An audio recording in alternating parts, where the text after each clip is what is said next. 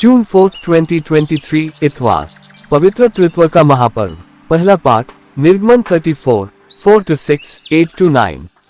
मूसा प्रभु की आज्ञानुसार पत्थर की वह 2 पाटियां हाथ में लिए बहुत सवेरे सीनै पर्वत पर चढ़ा।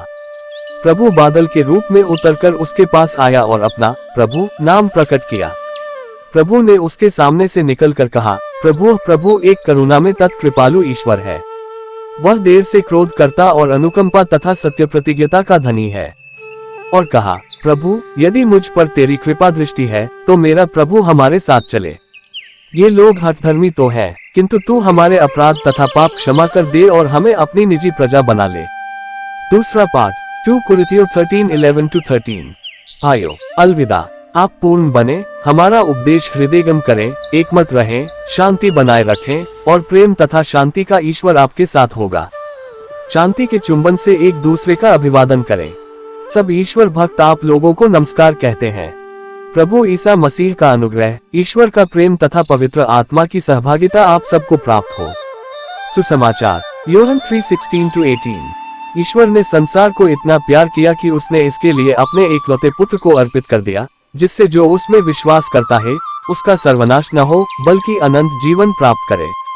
ईश्वर ने अपने पुत्र को संसार में इसलिए नहीं भेजा कि वह संसार को दोषी ठहराए। उसने उसे इसलिए भेजा कि संसार उसके द्वारा मुक्ति प्राप्त करे। जो पुत्र में विश्वास करता है वह दोषी नहीं ठहराया जाता है। जो विश्वास नहीं करता वह दोषी ठहराया जा चुका है, क्योंकि वह ईश्वर के एकलौते पुत्र के नाम में विश्वास नहीं करता। मनन चिंतन। प्रभु यीशु ईश्वर का पुत्र है।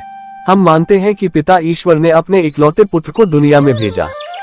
जिस बात ने पिता को अपने इकलौते पुत्र को दुनिया में भेजने के लिए प्रेरित किया, वह आज के सुसमाचार में बताया गया है। इसका एकमात्र कारण मानव जाति के लिए पिता ईश्वर का गहरा और तीव्र प्रेम है।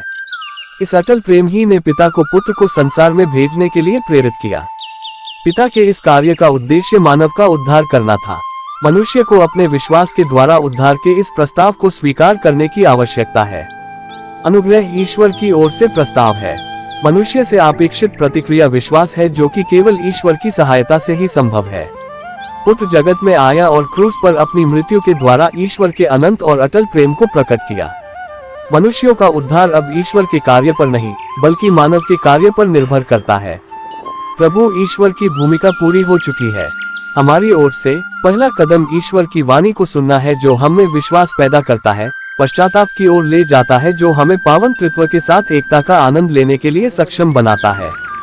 जितना अधिक हम पवित्र वचन को अपने हृदयों में संचित रखते हैं, उतना ही अधिक ईश्वर के साथ गहन संयुक्तता का हमें अनुभव होता है।